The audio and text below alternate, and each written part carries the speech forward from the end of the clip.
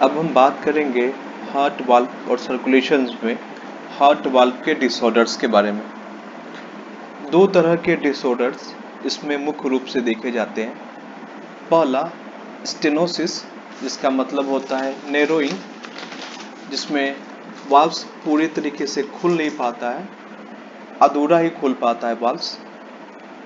और इनसफिशिएंसी और इनकम्पिटेंस, जिसमें वाल्व पूरे तरीके से क्लोज नहीं हो सकता है, अधूरा ही बंद होता है। तो आइए देखते हैं इसमें हार्ट वाल्व डिसऑर्डर्स में। सबसे पहले बात करेंगे माइट्रल स्टेनोसिस की। माइट्रल स्टेनोसिस में स्कार फॉर्मेशंस या कंजेनाइटल डिफेक्ट्स के कारण माइट्रल्स वाल्व का नैरोइंग होता है। देखते हैं इस फिगर में माइट्रल्स वाल्व स्टेनोसिस में हम कंपैरिजन करते हैं normal versus mitral valve disorders में। तो नॉर्मल में देखेंगे जब लेफ्ट एट्रियम से ब्लड लेफ्ट वेंट्रिकल की तरफ जाता है तो माइट्रल वाल्व या बाइकस्पिड वाल्व पूरे तरीके से ओपन हो जाता है। और दूसरे साइड में हम देखेंगे जब ब्लड लेफ्ट एट्रियम से लेफ्ट वेंट्रिकल की तरफ जाता है तो माइट्रल वाल्व जो है वो पूरे तरीके से ओपनिंग नहीं हो पाता है, अधूरा ही ओपन होता है। और नैरो पासेस के कारण थोड़ा बहुत अमाउंट ऑफ ब्लड जो है वो पास होता है एट्रियम से वेंट्रिकल की तरफ, तो अमाउंट काफ़ी कम हो जाता है। तो ये दोनों में डिफेक्ट्स बताया गया है माइट्रल वाल्व स्टेनोसिस, जिसमें नैरोइंग मतलब पूरे तरीके से ओपनिंग नहीं हो पा रहा है इस वाल्व का। तो यहाँ पे नैरो का मतलब होता है पूरी तरीके से ओपन ना हो पाना, छोटा सा ही ओपन होता है, नैरो पासेस हो जाता है। अब बात करते हैं दूसरी तरफ माइट्रल इनसफिशिएंसी की। माइट्रल इनसफिशिएंसी को हम यदि कह सकते हैं माइट्रल रिगर्जिटेशंस।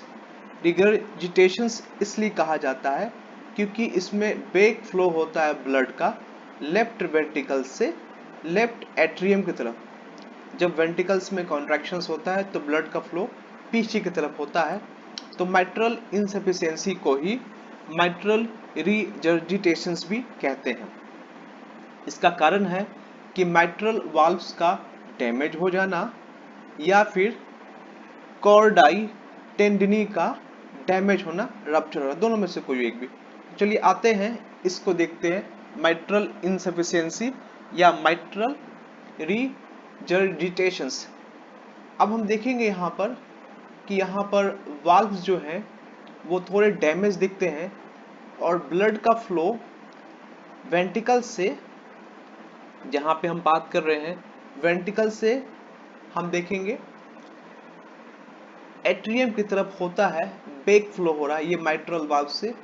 तो ये जो साइड दिखाया गया है ये लेफ्ट साइड का है।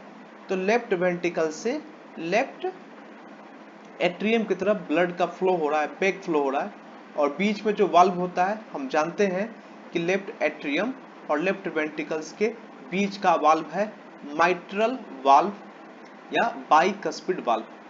तो माइट्रल इनसफिशिएंसी में या माइट्रल रिगर्जिटेशंस में बैक फ्लो हो रहा है ब्लड का, जिसका कारण वाल्व में डिसऑर्डर होना या फिर कोर्डाई टेंडिनाई, जो ये टेंडन लाइक कॉर्ड का स्ट्रक्चर जो दिखता है, इसमें किसी तरीके की एबनॉर्मलिटी या रप्चर हो जाना माना जाता है।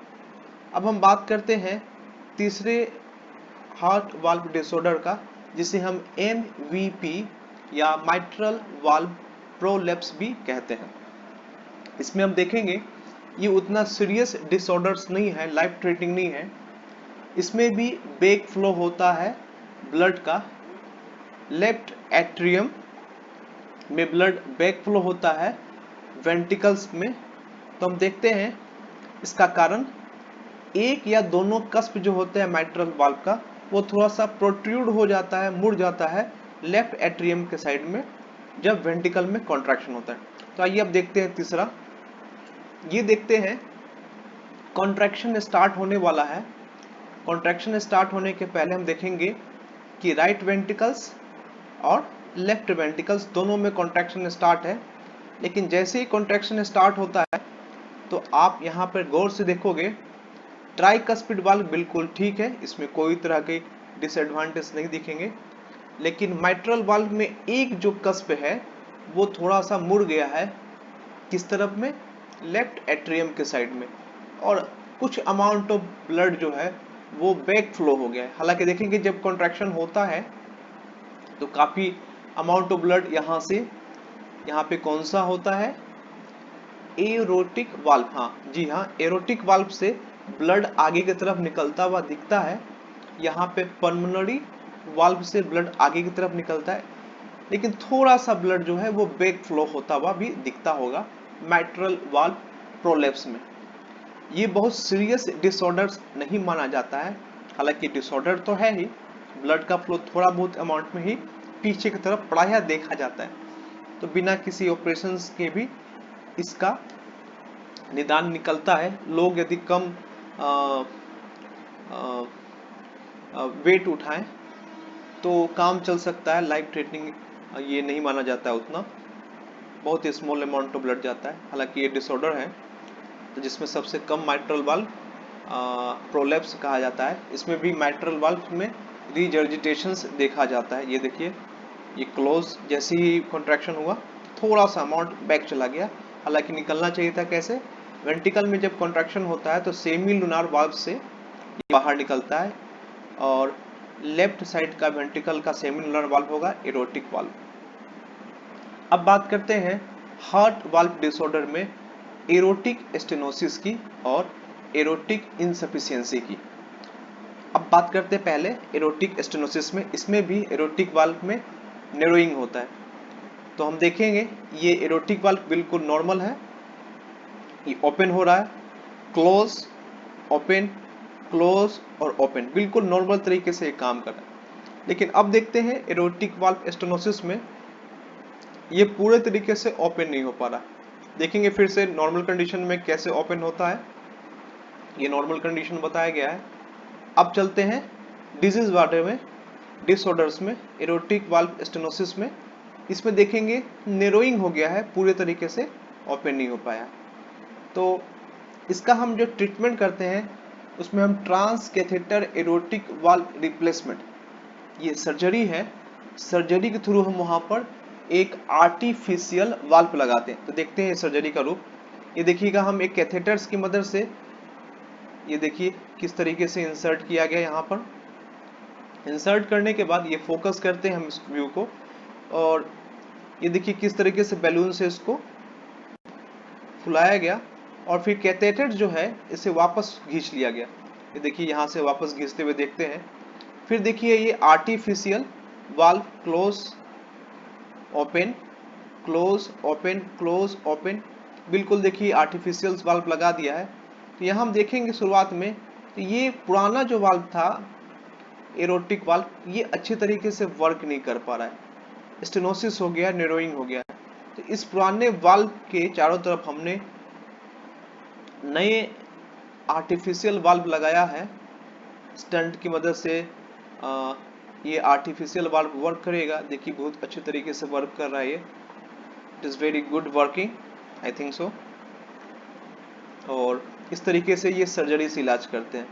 अब बात करते हैं दूसरे का, एरोटिक इनसफिशियंसी, जिसे हम एरोटिक वाल्व रीजर्जिटेशंस भी कह सकते हैं, इनसफिशियंसी भी बोलते हैं, और किसी किसी बुक में रीजर्जिटेशंस के नाम से भी देखते हैं।